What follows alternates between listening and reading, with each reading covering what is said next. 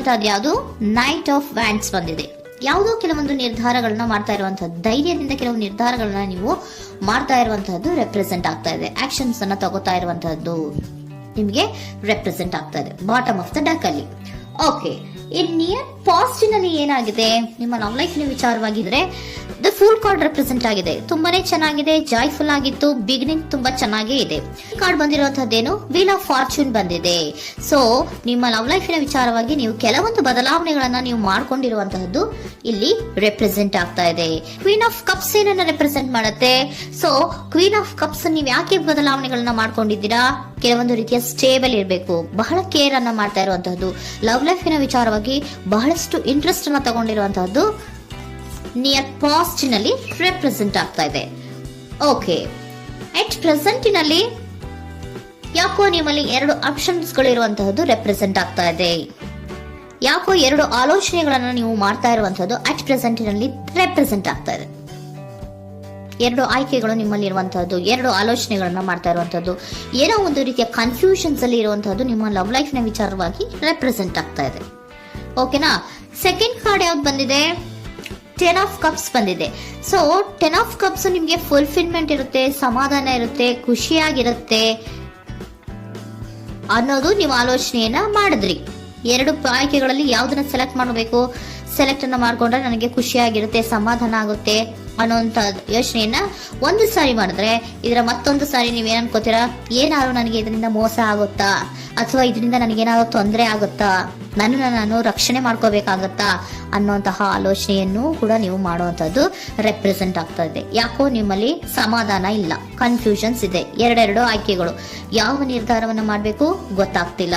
So ಅದಕ್ಕೆ ನೋಡಿ, ನೀವು ಬೇಜಾರಿನಿಂದ ಮೂವಿಂಗ್ ಆನ್, ಬದಲಾವಣೆ ಆಗ್ತಾ ಇರುವಂತಹದ್ದು ರೆಪ್ರೆಸೆಂಟ್ ಆಗ್ತಾ ಇದೆ. ಚೇಂಜಸ್ ಅನ್ನ ಮಾಡ್ಕೋತಾ ಇರುವಂತಹದ್ದು ಇಲ್ಲಿ ಪ್ರೆಸೆಂಟಿನಲ್ಲಿ ರೆಪ್ರೆಸೆಂಟ್ ಆಗ್ತಾ ಇದೆ. ಯಾಕೋ ಬೇಜಾರಿನಿಂದ ಕೆಲವೊಂದು ರೀತಿಯ ಬದಲಾವಣೆಗಳನ್ನ ನೀವು ಮಾಡ್ಕೋತಾ ಇರುವಂತಹದ್ದು 6 ಆಫ್ ಸೋರ್ಟ್ಸ್ ಅಲ್ಲಿ ರೆಪ್ರೆಸೆಂಟ್ ಆಗ್ತಾ ಇದೆ. ನೀವು ಈ 6 ಆಫ್ ಸೋರ್ಟ್ಸ್ ಮತ್ತೆ ಏನನ್ನ ರೆಪ್ರೆಸೆಂಟ್ ಮಾಡುತ್ತೆ ಅಂದ್ರೆ, ನಾನು ಲವ್ ಲೈಫಿನ ವಿಚಾರವಾಗಿ ಒಂದು ಬೆಟರ್ ಆಪ್ಷನ್ಸ್ ಅನ್ನ ಸೆಲೆಕ್ಟ್ ಮಾಡ್ಕೋಬೇಕು ಅನ್ನುವಂತಹ ಆಲೋಚನೆಯನ್ನ ಮಾಡ್ತಾ ಇರುವಂತಹದ್ದು ರೆಪ್ರೆಸೆಂಟ್ ಆಗ್ತಾ ಇದೆ. ಓಕೆನಾ? ನೀವೇನಂದ್ರೆ ಅಟ್ ಪ್ರೆಸೆಂಟಿನಲ್ಲಿ ನಿಮ್ಮ ಲವ್ ಲೈಫಿನ ವಿಚಾರವಾಗಿ ಬೆಟರ್ ಆಪ್ಷನ್ ಬಗ್ಗೆ ಯೋಚನೆಯನ್ನ ಮಾಡ್ತಾ ಇರುವಂತಹದ್ದು, ಅದರ ಬಗ್ಗೆ ಸ್ವಲ್ಪ ಕನ್ಫ್ಯೂಷನ್ ಅಲ್ಲಿ ಇರುವಂತಹದ್ದು ಅಟ್ ಪ್ರೆಸೆಂಟಿನಲ್ಲಿ ರೆಪ್ರೆಸೆಂಟ್ ಆಗ್ತಾ ಇದೆ. ಬಟ್ ನಿಯರ್ ಫ್ಯೂಚರಿನಲ್ಲಿ ಏನಿದೆ? 3 ಆಫ್ ಸೋರ್ಟ್ಸ್ ಇದೆ. ಕೆಲವೊಂದು ರೀತಿಯ ಬೇಜಾರುಗಳಿರುವಂತಹದ್ದು, ನೋವುಗಳಿರುವಂತಹದ್ದು, ಕೆಲವೊಬ್ರು ಅಳ್ತಾ ಇರುವಂತಹದ್ದು, ಭಾವನಾತ್ಮಕವಾಗಿ ತುಂಬಾ ಫೀಲ್ ಅನ್ನ ಮಾಡ್ತಾ ಇರುವಂತಹದ್ದು ನಿಮ್ಗೆ ರೆಪ್ರೆಸೆಂಟ್ ಆಗ್ತಾ ಇದೆ. ಯಾಕೆ ನಿಮಗೆ ಆ ತರ ಆಗತ್ತೆ ಅಂತ ಅಂದ್ರೆ, ಡೆವಿಲ್ ಕಾರ್ಡ್ ರೆಪ್ರೆಸೆಂಟ್ ಆಗಿದೆ. ಸೊ ಡೆವಿಲ್ ಕಾರ್ಡ್ ಏನನ್ನ ಹೇಳುತ್ತೆ? ಅಡಿಕ್ಷನ್ಸ್ ಅನ್ನ ಹೇಳುತ್ತೆ. ತುಂಬಾ ಯೋಚನೆಯನ್ನ ಮಾಡುವಂತಹದ್ದು, ಮೇಲಿಂದ ಮೇಲೆ ನೀವು ಒಂದನ್ನೇ ನೀವು ಯೋಚನೆ ಮಾಡ್ತಾ ಇದ್ರೆ ನಿಮ್ಗೆ ಅಲ್ಲಾಗುವಂತದ್ದೇನು? ನೋವುಗಳೇ ಅಲ್ಲಾಗುವಂತಹದ್ದು. ಸೊ ಯಾತಕ್ಕೆ ಅಂದ್ರೆ ನಿಮ್ಮಿಬ್ಬರ ಮಧ್ಯೆ ಕೆಲವೊಂದು ರೀತಿಯ ಘರ್ಷಣೆಗಳಿರುವಂತಹದ್ದು ರೆಪ್ರೆಸೆಂಟ್ ಆಗ್ತಾ ಇದೆ. ಕೆಲವೊಂದು ರೀತಿಯ ಮನಸ್ಸು ಒಂದೇ ತರ ಆಲೋಚನೆಯನ್ನ ಮಾಡ್ತಾ ಇಲ್ಲ. ಒಂದ್ಸರಿ ಆ ತರ ಯೋಚನೆ ಮಾಡ್ತೀರಾ, ಒಂದ್ಸರಿ ಈ ತರ ಯೋಚನೆ ಮಾಡ್ತೀರಾ, ಕನ್ಫ್ಯೂಷನ್ ಅಲ್ಲಿ ಇರ್ತೀರಾ, ಏನ್ ಮಾಡ್ಬೇಕು ಗೊತ್ತಾಗಲ್ಲ. ಸೊ ಅದಕ್ಕೆ ನಿಮ್ಗೆ ಬೇಜಾರು, ನೋವು ಇರೋಂಥದ್ದು. ಮತ್ತೆ ನೆಕ್ಸ್ಟ್ ಕಾರ್ಡ್ ಬಂದಿರುವಂತದ್ದೇನು? 5 ಆಫ್ ಪ್ಯಾಂಟಿಕಲ್ಸ್ ಬಂದಿದೆ. ಸೊ 5 ಆಫ್ ಪ್ಯಾಂಟಿಕಲ್ಸ್ ಏನು? ತುಂಬಾ ಇದು ಕೂಡ ತುಂಬಾ ಬೇಜಾರಿನಲ್ಲೇ ಇರುವಂತಹದ್ದು, ಫೀಲಿಂಗ್ ಲೆಫ್ಟ್ ಔಟ್ ಆಗ್ತಾ ಇರುವಂತಹದ್ದು, ರೀತಿಯ ಒಂದು ಬ್ಯಾಡ್ ಸಿಚುಯೇಷನ್ ಇರುವಂತಹದ್ದು, ಅಂದ್ರೆ ಯಾವಾಗ್ಲೂ ನೋವು ಪಡ್ತಾ ಇರುವಂತಹದ್ದು, ಯಾವಾಗ್ಲೂ ಯೋಚನೆ ಮಾಡ್ತಾ ಇರುವಂತಹದ್ದು, ಇಮಿಡಿಯೇಟ್ ಫ್ಯೂಚರಿನಲ್ಲಿ ಈ ರೀತಿ ರೆಪ್ರೆಸೆಂಟ್ ಓಕೆನಾ?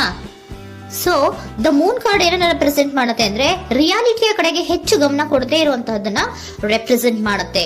ಓಕೆನಾ? ಇದಿಷ್ಟು ನಿಮ್ಮ love reading. Next angel guidance ನಿಮ್ಗೆ ಏನ್ ಕೊಡ್ತಾರೆ ಅನ್ನೋದನ್ನ ನೋಡೋಣ. ನೋ ಅನ್ನೋಂತ ಆನ್ಸರ್ ಅನ್ನ ಕೊಡ್ತಾ ಇದ್ದಾರೆ. So no, not the right time. ನೀವೇನು ಕೂಡ ಈ ಕನ್ಫ್ಯೂಷನ್ ಅಲ್ಲಿ ಇದ್ದಾಗ ಯಾವುದೇ ರೀತಿಯ ಡಿಸಿಷನ್ಸ್ ನ ಮಾಡೋದಕ್ಕೆ ಇದು ಕರೆಕ್ಟ್ ಆಗಿರುವಂತಹ ಟೈಮು ಅಲ್ಲ. Perfect timing. So perfect timing ಅನ್ನ ಬಂದಾಗ ನೀವು ಕೆಲವೊಂದು ರೀತಿಯ ಡಿಸಿಷನ್ಸ್ ಅನ್ನ ಮಾಡ್ಬೇಕಾಗತ್ತೆ. ಯಾವಾಗ ಅಂದ್ರೆ ನೀವು ಮನಸ್ಥಿತಿಯನ್ನ ನೀಟಾಗಿ ಇಟ್ಕೊಂಡಾಗ, ಕೆಲವೊಂದು ರೀತಿಯ ಕನ್ಫ್ಯೂಷನ್ಸ್ ಇಂದ ನೀವು ಆಚೆ ಬಂದಾಗ, ಯಾವಾಗ ನೀವು ಕ್ಲಿಯರ್ ಥಿಂಕಿಂಗ್ ಅನ್ನ ಮಾಡ್ತೀರಾ ಅದು ಪರ್ಫೆಕ್ಟ್ ಟೈಮಿಂಗ್. ಸೊ ಆಗ ನಿಮ್ಗೆ ಕೆಲವೊಂದು ರೀತಿಯ ಫರ್ಗಿವ್ನೆಸ್ ಅನ್ನೋದು ಇರುತ್ತೆ ಅನ್ನೋದನ್ನ ಏಂಜಲ್ ಗೈಡೆನ್ಸ್ ನಿಮ್ಗೆ ಹೇಳ್ತಾ ಇದ್ದಾರೆ. ಸೊ ಹಾಗಿದ್ರೆ ಸರೆಂಡರ್ ಕಾರ್ಡ್ಗಳು ನಿಮ್ಗೆ ಏನ್ ಹೇಳುತ್ತಾರೆ ಅನ್ನೋದನ್ನ ನೋಡೋಣ. Surrender to your soul path. Your life journey has been perfectly designed for your soul growth. Embrace every lesson and every moment. ನಮ್ಮ ಜೀವನದಲ್ಲಿ ಬರುವಂತಹ ಎಲ್ಲಾ ಕೆಲವೊಂದು ಮೂಮೆಂಟ್ಗಳನ್ನ ನಾವು ಪರ್ಫೆಕ್ಟ್ ಆಗಿ ದೇವರು ಡಿಸೈನ್ ಮಾಡಿರ್ತಾರೆ. ಅದಂದ್ರೆ ನಮ್ಮ ಲೈಫಿನಲ್ಲಿ ಏನೇನ್ ಆಗ್ಬೇಕು ಅನ್ನೋದನ್ನ ಮುಂಚೆಯೇ ದೇವರು ಬರ್ದಿರ್ತಾರೆ.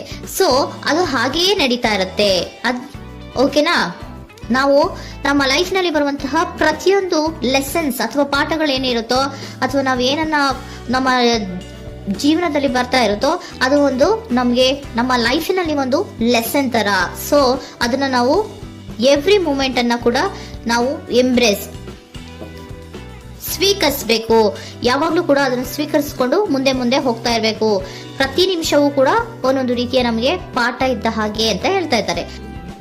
Surrender unhealthy relationship. Surrender unhealthy relationship. Let go a relationship that don't serve you, including unavailable or toxic people.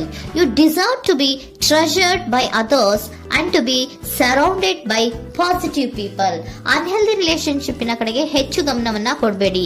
ಈ ಟಾಕ್ಸಿಕ್ ಪೀಪಲ್ ನ ಕಡೆಗೆ ಹೆಚ್ಚು ಗಮನವನ್ನ ಕೊಡಬಾರ್ದು. ಸೊ ಯಾವಾಗ್ಲೂ ನಾವು ಪಾಸಿಟಿವ್ ಆಗಿ ಥಿಂಕ್ ಮಾಡುವಂತಹ, ಪಾಸಿಟಿವ್ ಆಗಿ ಆಲೋಚನೆ ಮಾಡುವಂತಹ ಜನಗಳ ಜೊತೆಯಲ್ಲಿಯೇ ನಾವು ಹೆಚ್ಚು ಇರಬೇಕು ಅನ್ನೋದನ್ನ ನಿಮ್ಗೆ ಸರೆಂಡರ್ ಕಾರ್ಡ್